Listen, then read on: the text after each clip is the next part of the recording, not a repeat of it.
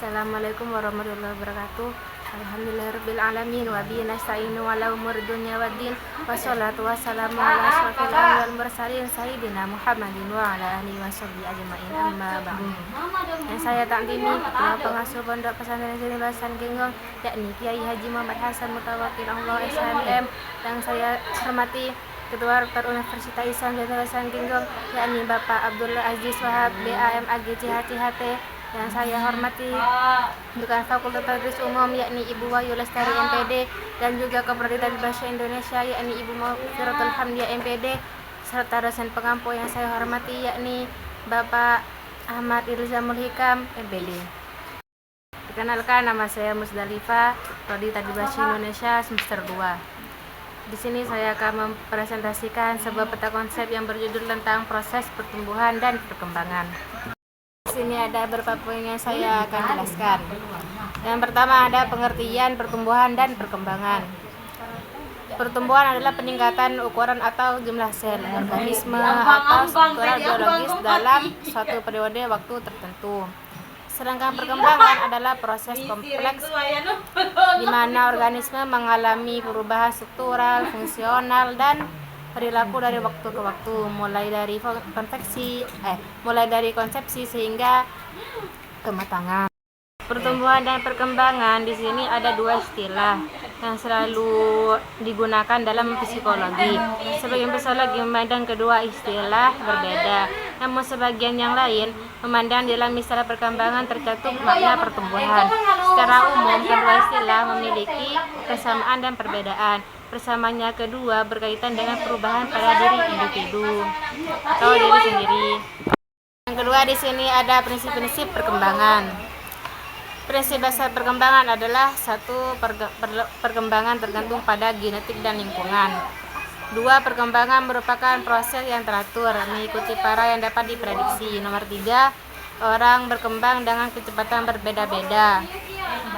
Selama proses perkembangan seorang anak ada beberapa ciri perubahan yang mencolok, yaitu perubahan di sini ada dua. Yang pertama ada perubahan fisik, yakni seperti perubahan tinggi badan, berat badan, dan organ dalam tubuh lainnya, misalnya otak, jantung, dan lain sebagainya.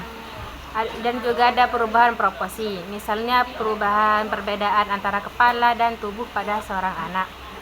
Yang kedua ada perubahan mental, yakni perubahan yang meliputi memori, penalaran, persepsi, emosi, sosial, dan imajinasi. Juga ada hilangnya ciri-ciri sikap seperti sosial yang lama dan berganti dengan ciri-ciri sikap sosial, yang misalnya egosentris yang hilang terganti dan sikap prososial. Ketiga ada teori-teori perkembangan. Teori-teori perkembangan adalah kerangka konseptual yang digunakan untuk memahami bagaimana individu berkembang dari masa ke anak-anak hingga sampai sekarang. Beberapa teori terkenal meliputi teori perkembangan kognitif oleh Piaget, teori perkembangan sosial oleh Vygotsky.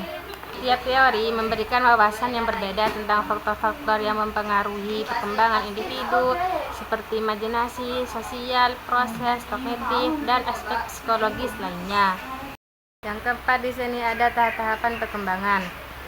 Tahap perkembangan adalah serangkaian fase atau langkah yang dialami oleh individu saat mereka tumbuh dan berkembang dari masa kanak-kanak hingga dewasa.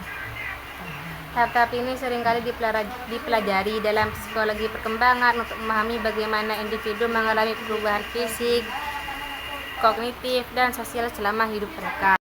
Tahap-tahap perkembangan itu ada beberapa macam. Yang pertama ada tahap bayi, dimulai dari lahir hingga sekitar usia 2 tahun. Pada tahap ini perkembangan fisik, kognitif, dan emosional perkembangan pesat. Yang kedua tahap balita, berlangsung dari sekitar 2-3 tahun. Pada tahap ini anak mulai mengembangkan keterampilan motorik kasar dan halus serta bahasa. Yang ketiga ada tahap anak prasekolah, biasanya terjadi antara usia 3 tahun sampai 6 tahun. Pada tahap ini anak mulai mengeksplorasi lingkungan dan berinteraksi dengan teman sebaya dan banyak lainnya. Tahap-tahap sekolah awal, tahap remaja, tahap dewasa, muda, dan lain-lain. Yang kelima, di sini ada faktor-faktor yang mempengaruhi perkembangan. Perkembangan dalam dapat dipengaruhi oleh berbagai faktor termasuk yakni di sini ada faktor genetik, lingkungan, dan nutrisi. Di sini ada faktor genetik. Warisan genetik dari orang tua dapat mempengaruhi perkembangan fisik dan kognitif seseorang. Dan juga ada lingkungan. Lingkungan tempat seseorang belajar, tempat tinggal, dan berinteraksi memainkan peran penting dalam perkembangan mereka. Dan terakhir ada nutrisi. Nutrisi di sini adalah seperti asupan makanan, nutrisi yang cukup penting untuk perkembangan bahasa, keterampilan motorik, dan fisik kognitif lainnya. Sekian dari saya, kurang lebihnya mohon maaf apabila ada kesalahan kata yang tidak disengaja. Wabillahi taufiq wal hidayah wa ridha wal inayah. Wassalamualaikum warahmatullahi wabarakatuh.